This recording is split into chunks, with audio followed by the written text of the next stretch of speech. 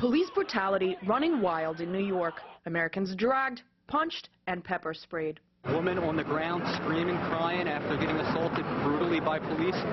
Disgusting. Over 80 people were arrested over the weekend at peaceful anti-Wall Street protests. Among them, Eric, beaten up and held for 36 hours. The deep scars on his hands speak for themselves. The activist is shocked by the price Americans are paying for speaking out about injustice. The police response has been overly violent and brutal. They maced 5 women.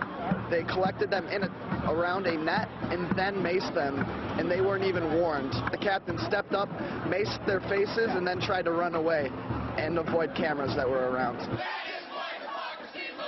The Occupy Wall Street movement was launched to kickstart America's own Arab Spring. This is a historical moment. This is the beginning of the people's revolution. This government is not working in the best interests of the people or this nation. But for now, it remains a fringe movement, with the anticipated 20,000 people yet to gather. It'd be nice if it grew into something like what happened in Egypt, you know. But, you know, it might be wishful thinking, you know, because the people here are completely brainwashed. It took America's mainstream media a week to catch up with the demonstrations. Protesters say some networks deny them coverage.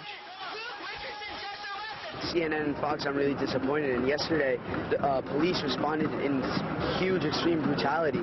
And we were calling them constantly, and they shut down their headquarters. They said anything we mentioned Occupy Wall Street, they'd hang up on us. Others say the outlets that are covering the Occupy Wall Street rallies are not doing nearly enough. Whispers, couple things. There's, you know, but it's... People don't want people to know that this is going on. Are you kidding? There's been coverage, but it's like... You know, oh, bunch of people, done one article. Alternative news sources are the ones spreading the word far and wide. It's actually expected that the mainstream media would not cover, you know, this type of movement. You know, what would they, right? You know, they actually benefit from the system, you know, staying the way it is. So I'm not surprised that there has been a complete blackout from the media. Twitter and other social networking websites are bringing people out. As 3 years into a recession, Wall Street has still not been held accountable for triggering the common American's worst nightmare. Wall Street has ripped off the American people to no end. Mortgage fraud, foreclosure, I mean, income disparity throughout this country. It's just off the hook. And the main reason I'm here is because of the corporate media blackout, the mainstream media blackout. You're only getting the truth from alternative news sites. 1 in 6 Americans are living below the poverty line. Unemployment is at a, you know, this is the highest it's been in a generation, and, you know, people just can't find jobs. So we have to send a message. We have to send a message. We're paying attention, and we want things to change. We want the system to change. But the system is far from ready to change. It is yet to start taking people's outrage seriously.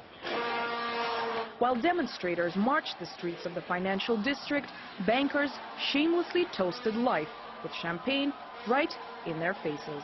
The U.S. political and corporate elite embraces uprisings when they're far from American soil. But when similar events take place at home, bankers, politicians, largely the media, and many Americans turn a blind eye. While the financial district erupts with brutality and outrage, the rest of New York goes about its business as usual. Anastasia Churkina, RT, New York.